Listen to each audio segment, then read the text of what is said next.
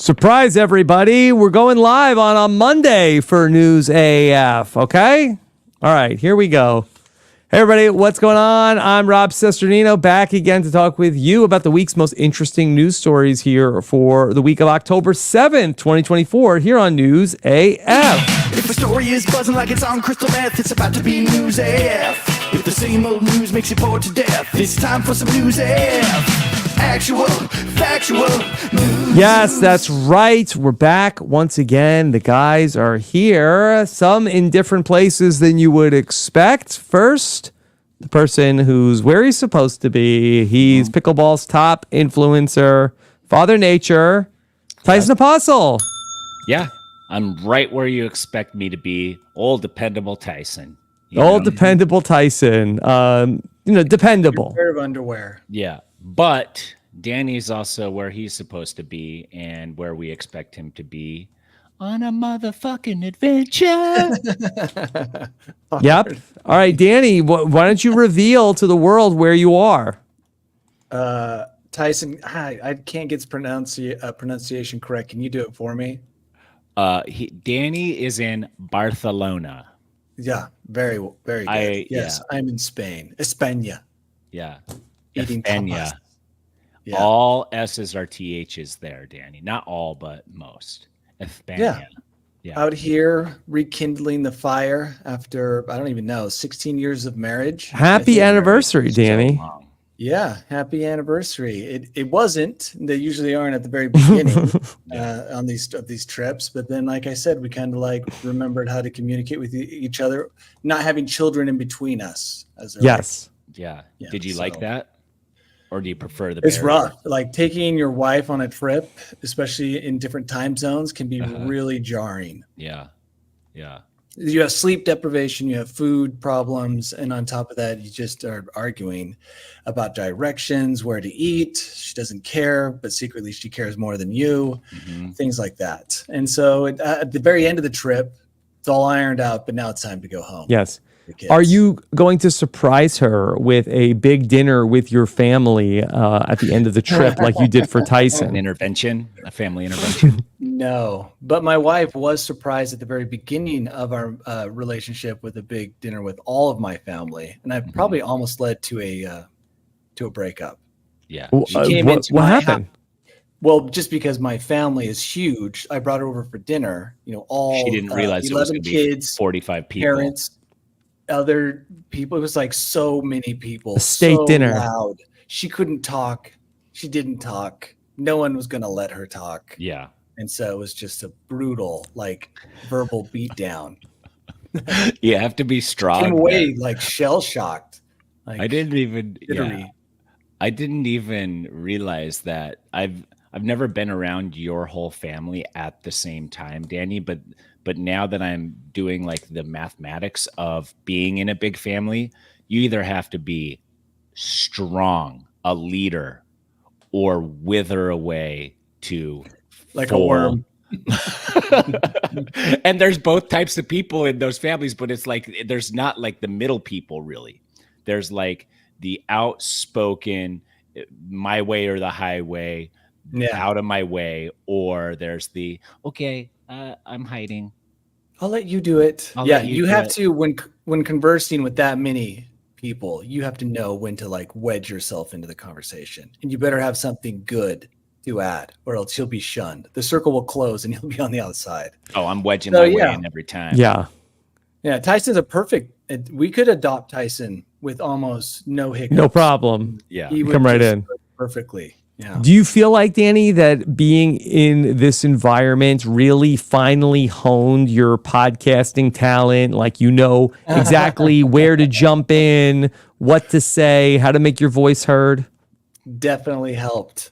I was fourth oldest, so I had some older people above me that could dominate, but then I could turn around and dominate the 7 below me. Yeah. So, and as you got older, you learn how to be dominated and how to dominate. Both are important. They are both important. They really are. Well, we're glad to have you here, Danny, with us all the way from Barcelona. Yeah. There's no way I would miss this. I'm like, Liz, I don't care how much we love each other. Yeah. This is more important. You love us more. Yeah. Yeah. Yeah. There's only one thing that keeps that love, this podcast. Tyson and Rob. Yeah. Yep. Tyson, how's your week going? Kids are on fall break, so they are home right now. Just barely started. So far so good. I mean, how's my week going? It's Monday, right? Yeah. But I slept in until about 5 minutes ago, and that was nice. I mean, it's 8 here, so not a big sleep, and it's not like the old 11 a.m. sleep in fest I used to do every Del single day. Taco. Yeah. But yeah, things are going good, and I got some pickleball coming up this week. The girls, all they've wanted to do is go camping. Yeah. They're just you so told us obsessed with it, and it's so fun because they just it's fun, but we could not find a place to camp because they're girls. They need a toilet at least, so we have to find a campground that has toilets. And all of them were booked out for fall break. So we scrambled and we finally found something for later in the week. But we'll be around, we'll be present, recording the pods and doing all that stuff. But next weekend we are hitting the Digging mountains. pit toilets. No, my sister-in-law has a friend who has like a big property with a couple small cabins on it. So we actually have Perfect. Yeah. So Okay. perfect. So that's it. How about you, Rob? Just, back at the podcast factory here for the new week. Had a lot of excitement over the weekend with my Mets Yes. playing Oh, some the disappointment. big baseball My games. But disappointment was your excitement. I know you had to stand by last week and just watch the Mets and the Braves play on Monday. Exactly. It must have been a weird experience for everybody involved. The Arizona people kept saying Arizona Diamondbacks found a way to lose without playing. Yeah. Yeah. So it was sad, but we're happy. Hopefully the Mets also, did they beat the Brewers in the postseason? They did. So then that you saw that stat, right? Everybody who's beaten the Brewers in the postseason has made the World Series. Oh, I didn't know that. Every team that's ever Okay, well, that's beaten good to know. Brewers in the postseason has made the World Series. Also, we never talked about this on the pod. I got a picture message from Rob. Ooh, sexy. Yes. He found a snapping turtle with his Oh, sons in yes. the middle of the road, and I was like, What did I send Tyson? Oh, I gotta hope this I isn't would've something loved- incriminating. I Yeah. would have loved to see that. Yes. Yeah. The kids just came home from school one day and they were like all like, there was all a whole commotion and it was like a giant turtle like crossing the street. Yeah, just in How your big are neighborhood, they? just right there. It was It big. was pretty big. Yeah. They were like, can we keep it? And my wife was like, no. The size of a medium or large pizza. You could not keep that thing, dude. I don't know. I mean, I didn't want to keep it. You all would have lost fingers eventually. I was gonna say, don't they eat meat? Yeah, they eat fish and stuff. Yeah. You said like, oh, hey, tell them to be careful so they don't get a finger, but I wasn't sure if you were just joking around. You No, were It would serious. take a finger off. Yeah, you would lose a finger to that thing. I mean, Was be it kind of aggressive or Was badass. it kind of hiding? No, it was crossing the street. When you Did it got go up into its close to it, shell? Yeah, did it get timid? I didn't get too close to it. I didn't really. I took the picture of the kids. They were excited. Yeah. Tyson, could I run it over with a car and it'd be fine? Probably not. You'd probably damage it. Yeah. Yeah, I don't think those shells are strong enough to run it. But it was ballsy, like crossing the street Yeah. So slow. at its speed. Yeah, a real hero would have picked it up by the Picked it shell up. and gotten it across the road. And hurled it like a Oh, it discus. already made it across. Yeah. Okay, yeah. I don't at know least where it stayed went. there. Yeah, at least stayed there until it got across. But yeah, you see videos of people like pulling over and moving them off the road. They Yeah. get damaged. I think I've seen videos of ones that have been hit by cars that are still alive, but their shells are Yeah. definitely there. You can see some damage on them. Can you All right. imagine hitting that, not knowing, just like what, What the hell was that? Exactly. I hear a giant rock. Why was there a boulder in the road? Yeah. Next time I'll get out a snow shovel and help it along. Oh yeah, good idea. Yeah. Show. Okay, well, let's get into some of these top stories that we have at this hour. And, I always feel like when I'm going through the stories and I see stories of like treasure on the trails, I always want to pull them and hear what Danny and Tyson have to say. And so a big treasure has been found. The golden owl, a 31-year hunt had been conducted for the golden owl treasure based on a book by Regis Hauser, said to be worth only a paltry $165,000. And that's after 30 years. So when he buried it, was only worth like 9,000. That's bullshit, dude. Yeah. But gold is hot. People are buying all their gold bricks at Costco now these days. Yeah. But yeah. So here was this book about the golden owl. And after 31 years, the treasure has been found. That is the worst name for a book I've ever seen. If you wanted to put me off of reading a book, give it that title. Yeah. Well, it got buried. Can you read it, Rob? Yeah. So On the Trail of the Golden Owl is the English translation of the book, which contained 11 riddles, which led to the mystery of the thing. What country was this thing in? France. France, the Golden Owl. So, Danny, keeping in theme with the whole thing, what title would you have given the book? But you can't deviate from the spirit of the quest. Why not just call it the search for the golden owl? I feel like you're really nitpicking here, Danny. It was called On the Trail of the Golden Owl. No, but when you look at it in French, it's like very long. It sounds more simple in the English translation. But when you showed me that title, I'm like, whoa, where do I even read what the name of this book is? What do you think of this? Who will find the treasure? I think that is the best title ever. It could be better. Yeah. Yeah, I think it has to be more clickbaity. Like the title has to be real. Oh, it was 1993. Yeah. I know they didn't even know about clickbait back then. Yeah. But it was confirmed the golden owl has been unearthed by us. And they had a solution, some kind of online verification, which I don't really know how they did that from 1993. Yeah. Yeah, the guy was dead. Probably. Who buried it? I was telling Rob that I've been riding and running by a treasure last You couple told me months. too. Yeah. I Oh, was Tyson here. was there as well. Yeah. Yeah. And it was $20,000, I believe. Yeah, but so I when I saw want to look at this. Danny, you're so unexcited about this, and the listeners are not getting enough.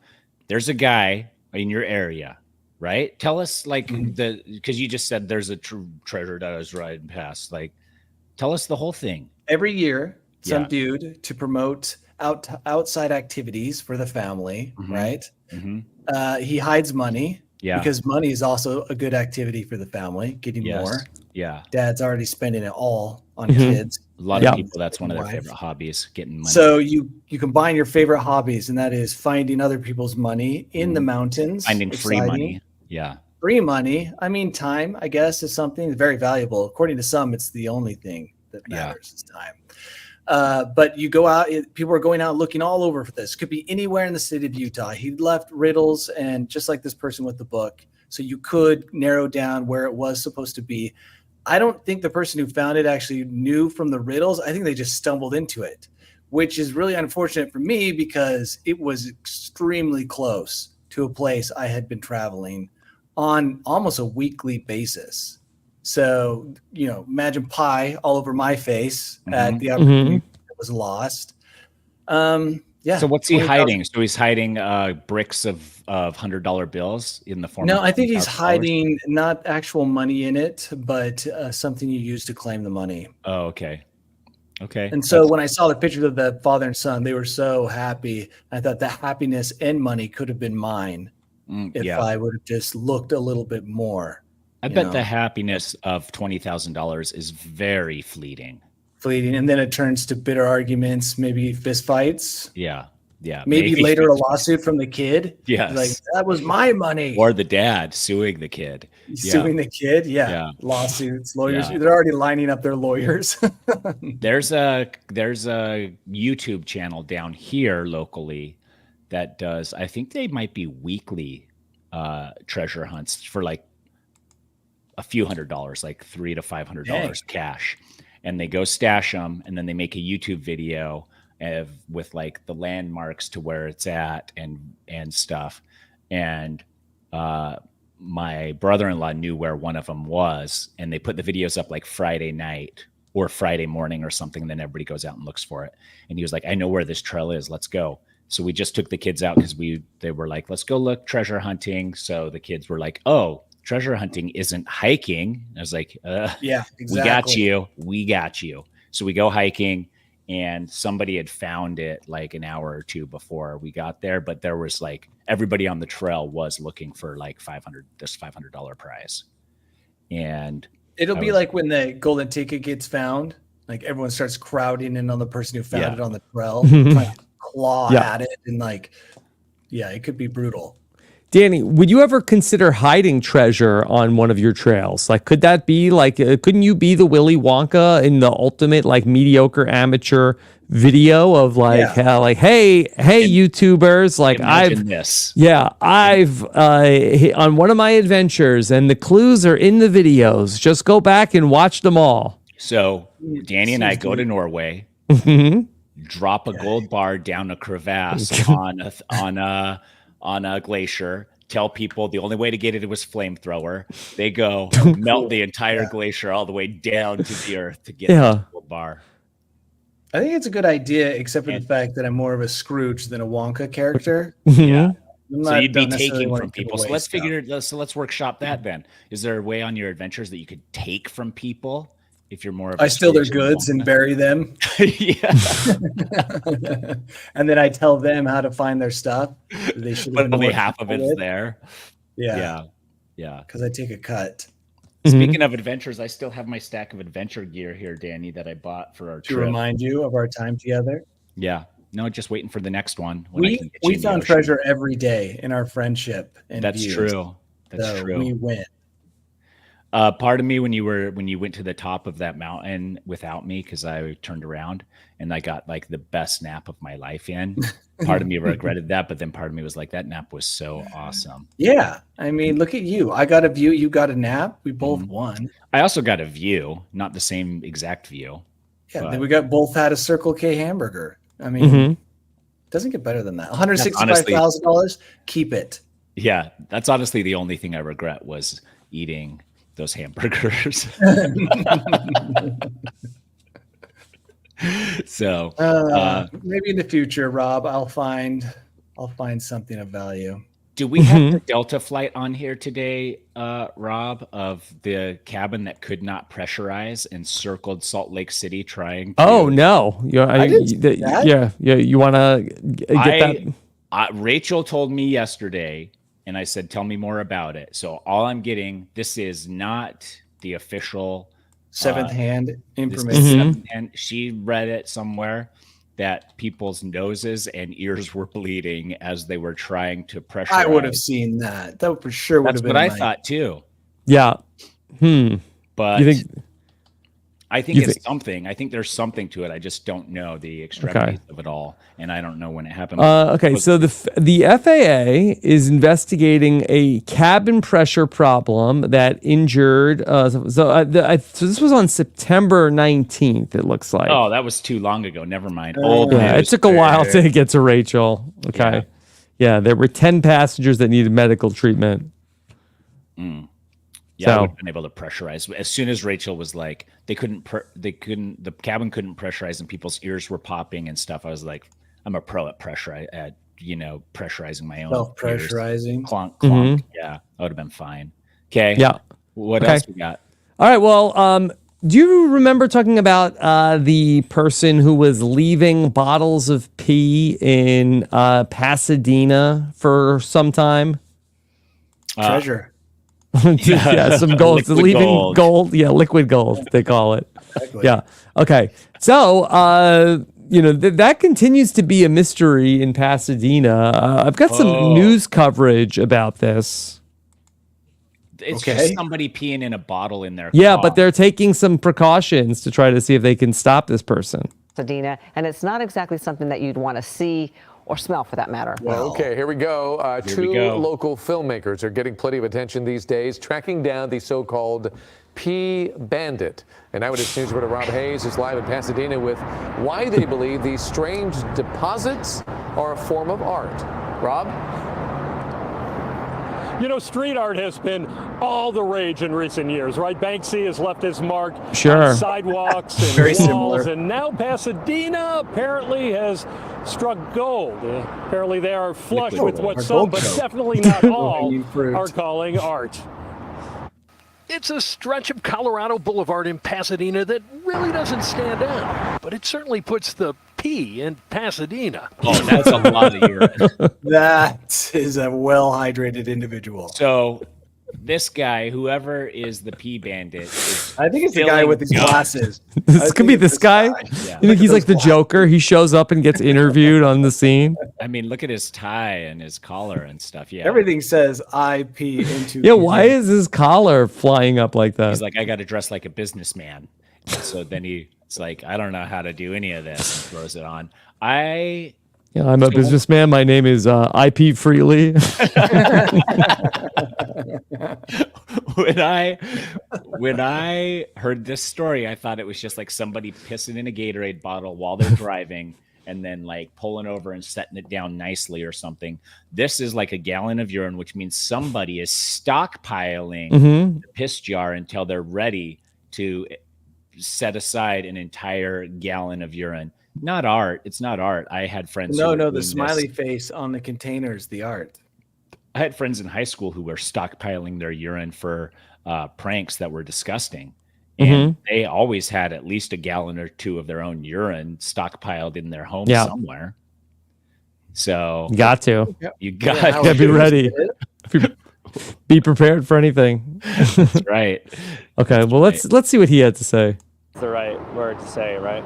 It is when you're talking about this guy, often referred to as Pasadena's Pea Bandit, responsible for placing bottles of urine on this specific utility box over the past several years, and not just one or two of them. Stacks of them, 9, 10, 11 bottles. Grant Yansura. So wait, hold on. So his title, this is the Pea Guy Investigator. And he has a hard hat on here.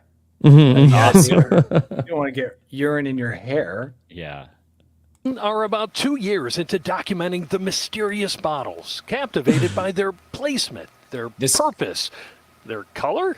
All different colors, shades of, from like an amber hue to like more of a healthy golden. Yeah. I mean, they would never suspect that the actual Pea Guy Investigator could be Pea Guy, right? They would not.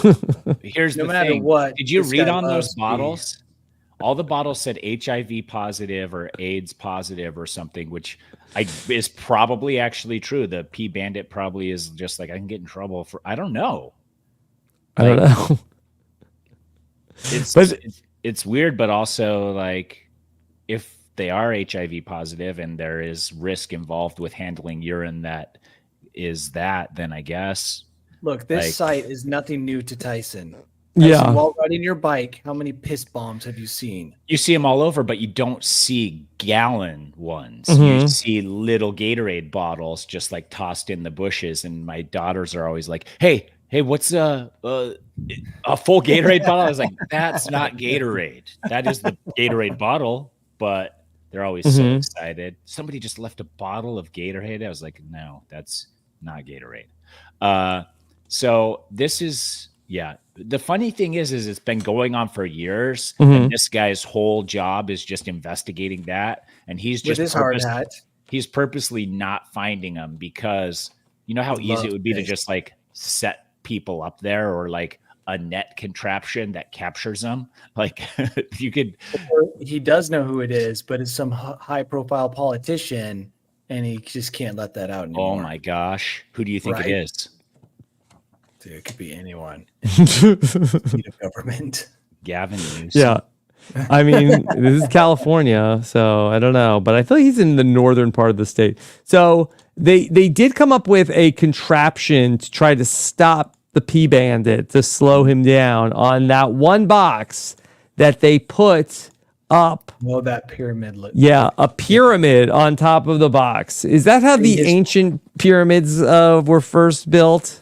I just had a talk with somebody on one of my other podcasts, and they said that the ancient pyramids were built by aliens, and it's scientifically proven. Yes, I've heard that. I've heard that theory. Yeah, scientifically proven is the part that always gets me. Yeah, I don't know if it's scientifically proven. It feels like more of a theory.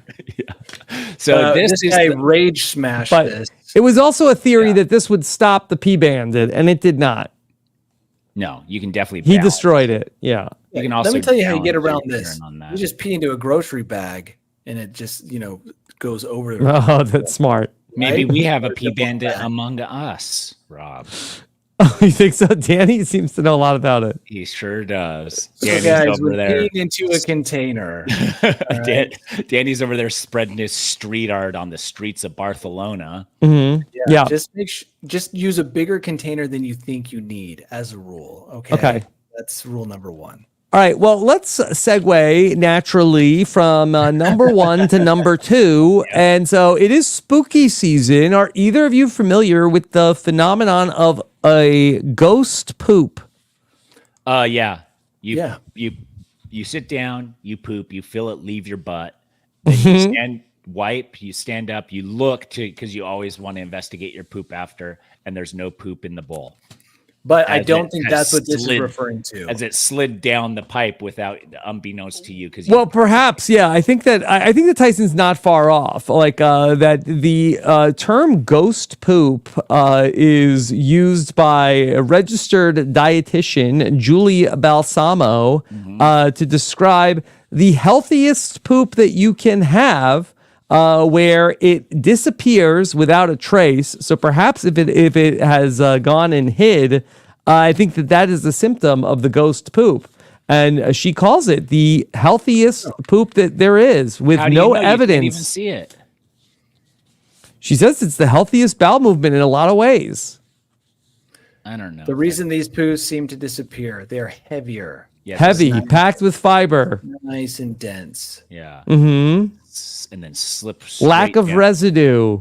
Yeah. You wipe, there's nothing on the wipe, and then it slides down the tube without you having to push flush, and you look in the toilet and you're like, did I even cross yourself? Yeah. What happened? And then I love those. Those are the best. Are they? Yeah, because you're like, if only I could train myself to have this happen every time. Mm-hmm. Yeah. I mean, how awesome would your life be? I mean, I thought ghost poop was just that, like, once you went in the toilet, it just, when you looked for evidence, it wasn't there. Mm-hmm. So, but that's what I think it is. Yeah, but why is that more awesome than just looking at? Because it's a no wiper. It's just like you blast it out and you're done. Okay. Yeah. I don't think that ghost poop is a great name for this. Yeah. What would you name it? I would call it, high density fiber poop. Too technical.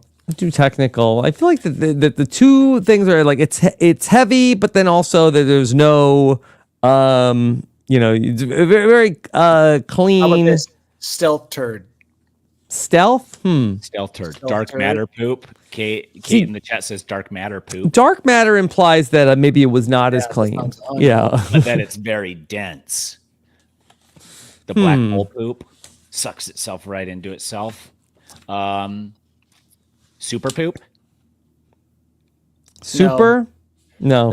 Super implies like it was very large, I think. Yeah. Okay. Like, I just took a super poop. And it was like, do you need to go to the hospital? Yeah.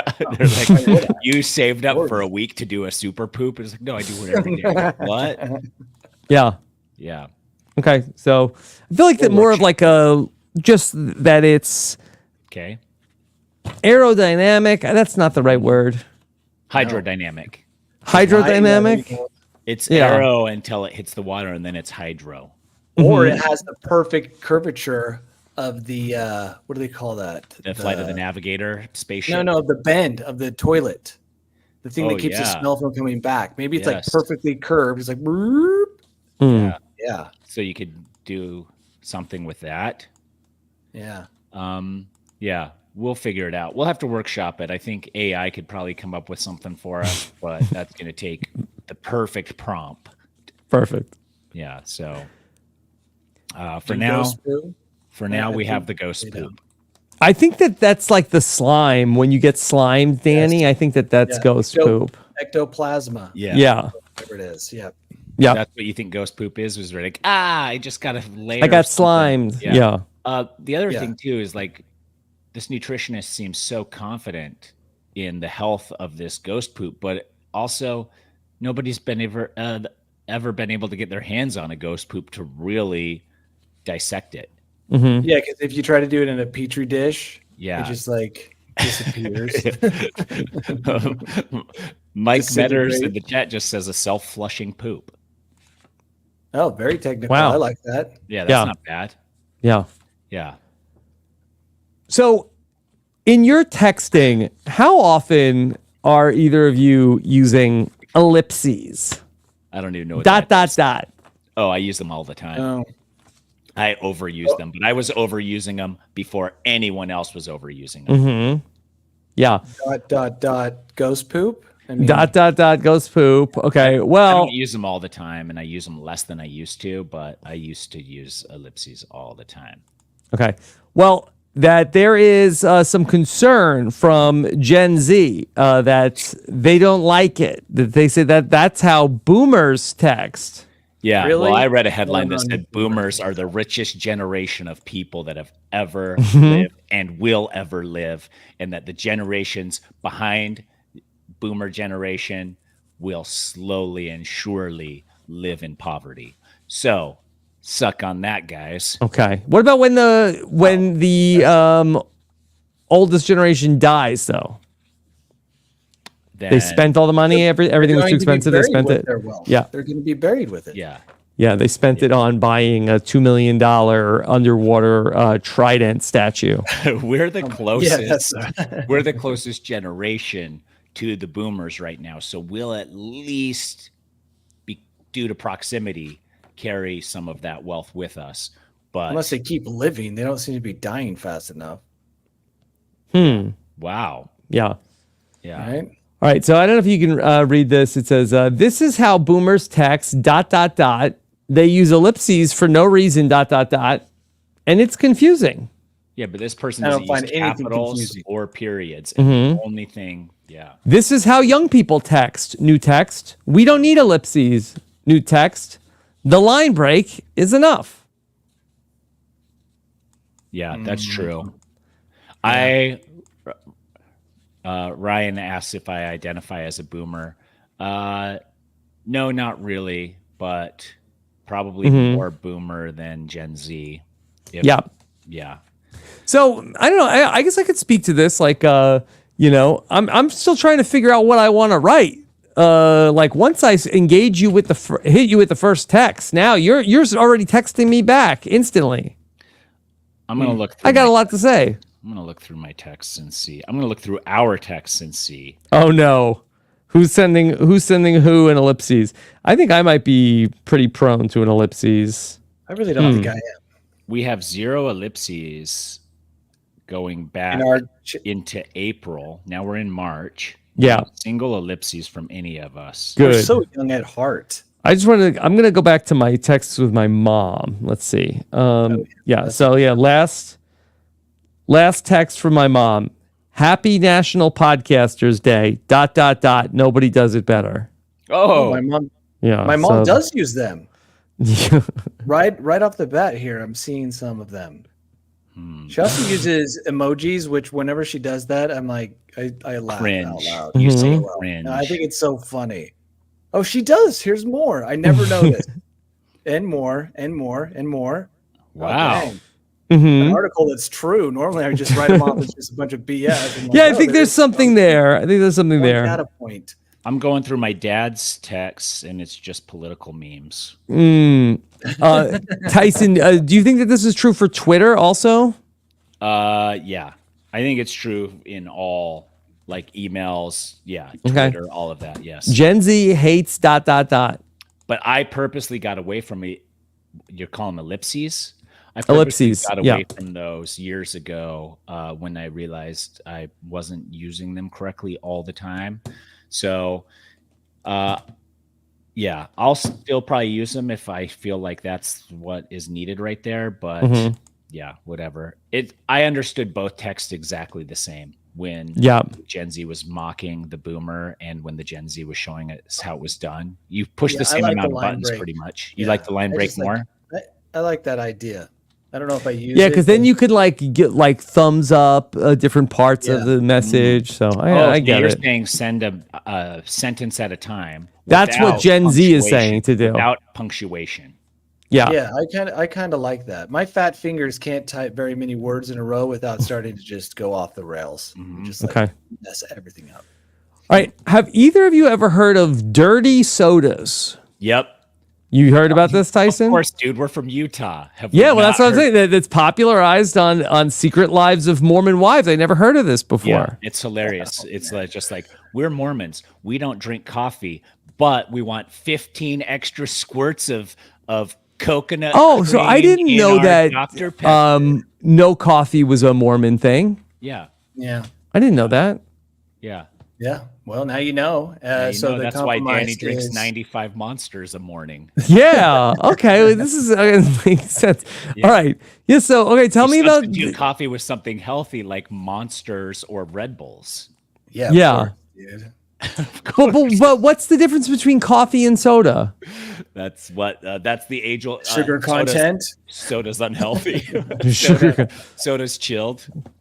Yeah. Who knows? But this is definitely a thing. If I leave my house within 5 miles, I would say I've got probably 6 dirty soda shops nearby.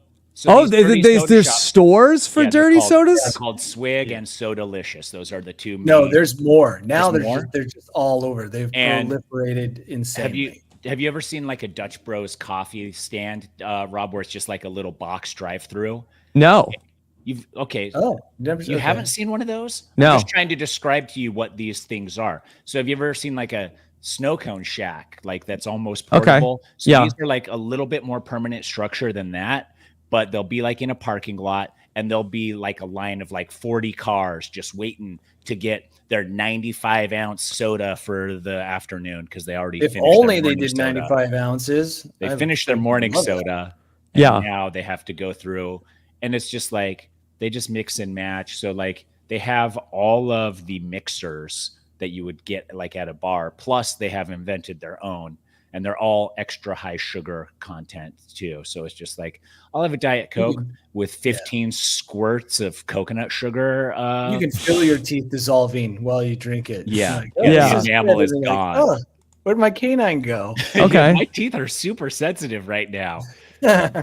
So this article talks about protein Diet Coke where people are taking like mixing them in muscle milk and mixing it with Diet Coke to make a dirty Coke. But I think I get that a little bit more than just taking like a regular Coke and putting more syrup in it. You know what? I hate people. This is so stupid. Muscle milk by itself tastes like candy. So why are you mixing it with your Diet Coke? Like what? Well, maybe you need the caffeine. Like especially if it's like a Diet Coke. They do muscle milk with caffeine now. Okay, yeah. There you go. They do muscle milk with caffeine. Yeah, I Look, saw they make a candy burrito at your local stadium, Tyson. I know people they did. want candy on candy on it's candy. Annoying. It's so annoying. It's and it's people being like, "Hey guys, guess what? I figured out a hack. Diet Coke is healthy because now I'm also getting my protein." And the CrossFit gyms losing their fucking minds as they're all just like, wait, talking is that about true? Tyson, is it healthier if I put some protein in it? That's what people think. That's what people think because, and so it's just like I don't know. Look, I think these sodas do taste better. I don't buy them very often from these places because they cost. What do you get, Danny? A Mountain Dew one. So what do you get mixed in with the Dew? No, listen, he said a Mountain Dew one. That's a very specific menu item that only he knows that we don't know. Yeah. Well, Mountain Dew menu. What do they cut the Dew with? I actually don't know. Liz got it for me once, and so now when I go there, I just say I want the Mountain Dew one. I actually did say it just like that, and then it has little like boba, those little like flavor pearls, whatever. They put those in there. It's so good. So it's a secret. Do you think it's a secret what they put in there? No, they have it listed. I've just never bothered to look at it. Yeah. I don't need to know what's in there. I just need to know how it tastes. How many ounces is it? What's the biggest one you can get? Oh, I get the biggest I can. What's that? 44. 44. Okay. Wow. I'd get it in a 5-gallon bucket if I could. Yeah. Drink out of like a small PVC pipe. How much does it cost? I want to say that it's like $4.80. It's pretty good. That's not too bad. That's expensive. But you can $5 also for a drink. A lot of the gas stations now you can build your own dirty soda. They have like just the flavor squirts of like coconut or cherry or lime. Yeah, but I'm not a professional. I didn't go through dirty soda school, so I don't know how many squirts of coconut. I Dirty don't know. soda sommelier. Tyson, do you think that this is expanding? Do you think that like 5 years from now that like the whole country is going to be drinking dirty sodas, or do you think it's more of still a regional thing? It's a regional thing because everybody else has alcohol. I don't see it expanding. They've been there. These soda places started popping up probably 10 years ago, 15 years ago, maybe 10 years ago. And they were the rage back then in Utah 10 years ago. You'd be like, oh my gosh. So it's nothing new. And we have them here in Arizona because there's also a large Mormon population. So I think that's why.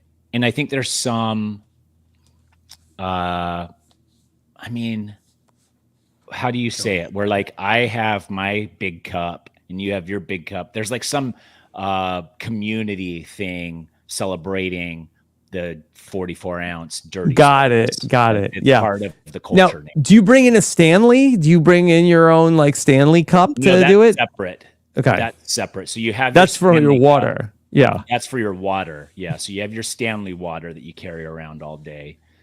By the way, the Stanley like trend is now in elementary schools. Like my daughter's Stanley Colt. Oh, we have a Stanley cup. And I was like, no, you don't even keep your cups upright. You need something with a clasping lid on top. Yeah. My boys tell me that like the girls, they get like bullied if they don't have like the right water bottle. That if they get like the off-brand, like people like will like make fun of them. They're not popular. That's good to know because for Christmas, I am going to get my girls the most expensive goddamn gold Stanley Cup. Yeah, exactly. The golden owl of Stanley Cups. Yeah. So but the Mormons celebrate the Stanley Cup as well. So you have your Stanley Cup full of water. That's mostly just an accessory, but then you have where you actually get your liquid intake from, the 44-ounce foam swigger.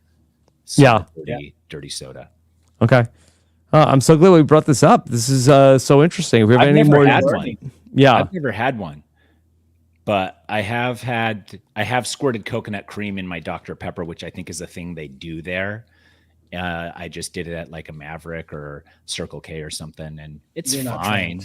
I'm not trained. Maybe, they do something extra to the soda that you're unaware of. Like they're like 14 scoops of sugar. Like they add sugar to it or do something that like really gets you hooked. They have to. They probably don't have to. Soda's addicting by itself. Yeah, no kidding. All right. I'm thirsty actually right now. Yeah, I haven't had a soda. I was just thinking, I was like, when's the last time I've even had a soda? I probably haven't had a soda for a week or two. Dang it. I got to get that back out there. All right, we don't report on a lot of Hollywood news, but this was one that was interesting. It got reported this past week that there was a wild story from the set of 1997's Men in Black when director Barry Sonnenfeld said that they once had to evacuate the entire set for 3 hours because of a Will Smith fart. Yeah, that's a fart that is very close to becoming liquid. The opposite of a ghost poop, not a symptom of the ghost poop. 3 hours that's really strong. Seems like a lot.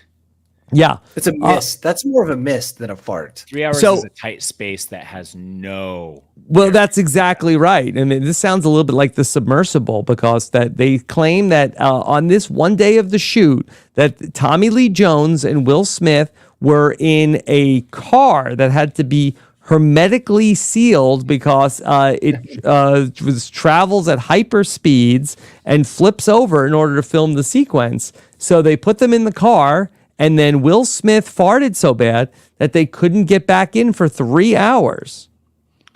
There's locks on the cars. Yeah. That's every road trip with every group of dudes right there. That's true. But we've all been through that. But a lot of times it will ease into it. So you're just like, nothing's wrong in here. And then you get out and there's just like moisture, and everybody around you is like, dude, that car stinks. If he would have eased into it. Yeah. If he would have eased into it a little bit, instead of just like dropping the bomb immediately, he would have been okay. Yeah, well, the director says what happened is that Will Smith is a farter. It's just that some people are. You don't really want to be in a very small, hermetically sealed space with a Will Smith fart. Mm-hmm. You don't want to even be sitting next to him at the Disney Ranch. He's so legendary. Can we change the term to I just got Will Smith now whenever you're in a car and someone farts so bad? Yeah, I just got Will Smith. Yeah. Wow, that's interesting. That's weird to come out with that story now as well. Mm-hmm. Yeah, he was chambering it for 26 years. He had a golden reputation until the slap, and now it's like open season. Yeah, exactly. All the fart stories are just going to come pouring out of people who are trapped in small spaces. With Will Smith, you think? I mean, he's been in the industry for decades. So does that constitute assault at some point? If someone farts so hard that it somehow physically affects you, is that assault? I think you'd have to prove intent. So like if he intentionally like farted on you, I definitely feel assaulted sometimes. I do too. Yeah. Could there be some kind of like harassment where it's like like a boss brings an employee into like a very small like meeting space and then knows that they're going to be exception like Will Smith, they're a known farter, and then says, okay, well, we got to stay in here. We need this. We got to have this meeting right now. We can't lose you. Supposedly, it was a power move back in the old school days to have your secretary come in and take notes while you took a dump or hold meetings in the bathroom. Yeah, but you'd have the stall closed. Yeah, but it was still like a power move. So you could bring someone in and then fart and then don't say anything and just they have to pretend like they can't smell it, but inside they're being slowly killed. Yeah, I think you could have cause, I think, in some cases if you got Will Smith in like an elevator with intent. Yeah. Okay. Then we've got a study to talk about. Okay. 2,000 dog owners were studied, and they said more of them connected instantly with their pet than their partner. You mean by dog owners, you mean dog parents? People that are pet owners. Yes. So instantly connected, like on the first love at first sight. Oh, yeah, that's easy, dude. It's so easy. Like you can see a dog and be like, oh, that's a dog that's my dog. Yeah, that's a dog I can be around. It doesn't bark. It's not jumping on me. It's not slobbering. It's small enough. Like he's got that dog in him. Who's not like the dog guy could definitely, if you put me in front of 50 dogs, know within 5 seconds which of those 50 dogs. If you were like, you have to take one, I would know which one. You would know very quickly. Yeah. Yeah. And humans not the same. Yep. They said that 80% of the dog owners had the immediate connection with their dog, while only 69% of these people said they had the same for their partner. Yeah, you pull out a snossage and that dog is instant connection.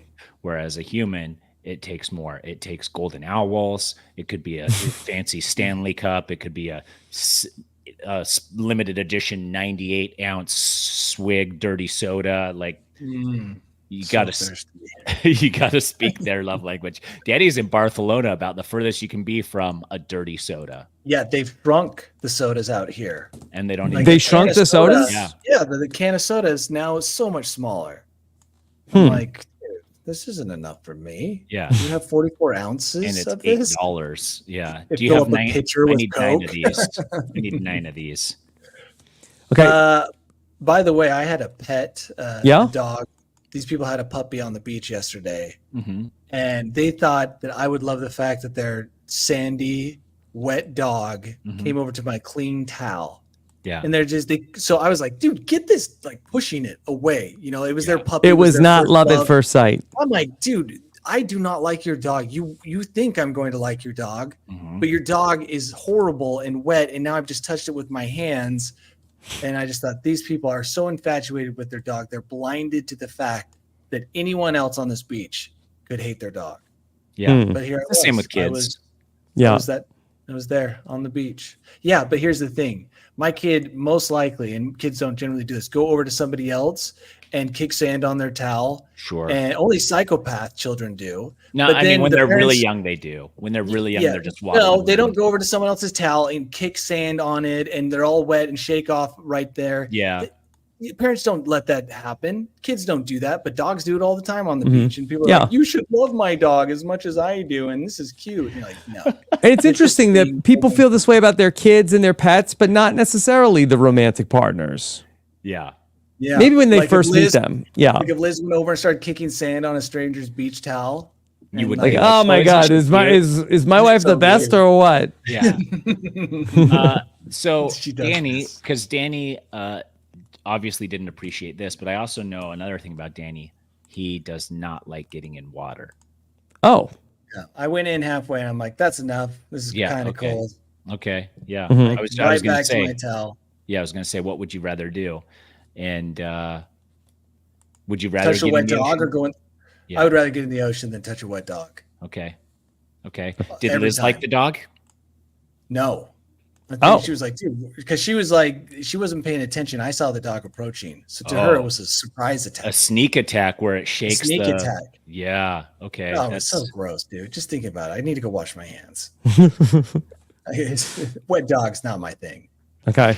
Well, all right. And we are recording this on a Monday this week. And so that yesterday, of course, was Sunday, but not everybody can enjoy a Sunday. According to this other survey of 2,000 survey people, they found that a lot of people experience the Sunday scaries 36 Sundays out of the year. Yeah, I'm surprised. My kids hate Sundays. And I'm like, why? You don't have school. They're like, yeah, but school is tomorrow. Mm-hmm. Well, you can't enjoy today where there is no school when there is no school because school's tomorrow. So yeah, this totally makes sense. Yeah. I get it. Like I mean, I can put myself in a place where people dislike their jobs and going to work and they're just like, ugh. Mm-hmm. And so you try to live in the moment for the day, but you know that impending doom is looming. Impending doom is looming. Yeah. Especially for me, I feel it every week because I watched a Jets game on Sunday. Imagine that. Oh, that's so sad. We're sorry. I know. That and yesterday my impending doom started at 9:30 in the morning. Yeah. That's too early. Yeah. It was too early. It was too early. They're in they're in Europe with Danny. Yeah. Oh, I could have gone. They're in London, I'm guessing, right? They were in London. Yeah. Okay. All right, Danny, are you ready to bring us a intercontinental bolt hole? Very much. I saw something amazing yesterday. Okay. All right. So here we go. From Europe, here is Danny's bolt hole. Welcome to my bolt hole. I think you're gonna like it. I think you're gonna feel you belong. Okay. All right. What do you got, Danny? Yeah, well, Liz and I decided to go to this town because it had these Roman ruins, right? Mm-hmm. And Liz always gets mad because I don't give her enough time to plan, and that's fair. But I don't plan myself, as Tyson knows. I like to make the plan as I'm falling asleep for the next day. So anyway, as we're on the train, which was super slow in getting there, she finds out that they do this thing in Spain where they build human castles. That's what they call it. And you've probably seen videos where they climb on top of each other and they try to make towers, high towers. They're like 35 feet high. Yeah. So she finds out that they're holding the world championship in this tiny town that we're going to be visiting for the Roman ruins. Oh my God. And you have and to so I'm like, there's no way we can get in. She's like, there's probably no tickets available. We asked a local, we're like, hey, do you know where this is happening? They're like, yeah, those tickets sold out so long ago. It's a bullfighting stadium. It's incredibly small. But Liz was tenacious. She's like, let's just go. So we go down there. We go to the stadium, and the guides are not paying attention. Not guides, the guards are not paying attention. So Liz just walks in, and I'm like, okay. So we just walk right in. Yeah. And I got to say, I'm going to show you a video of what we saw. Okay. And it was the most impressive thing I've seen in a very long time. Okay. So what they do before this, when's the last most impressive thing that you saw? Oh, when Tyson got on the glacier. Oh, is that true? Yeah, I was just thinking that's the most recent thing. But you did get on it, and I was impressed, so that counts. Yeah, but it wasn't that hard.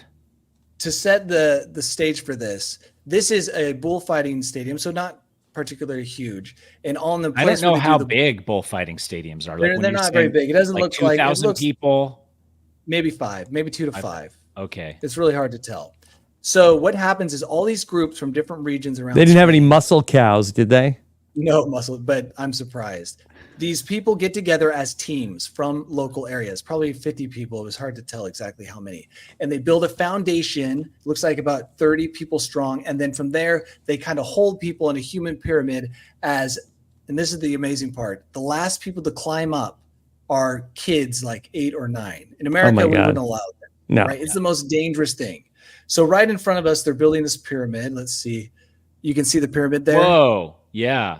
Right. It's like 1, 2, 3, 4, 5, 6, 7, 8, 9. It's like 10 people tall.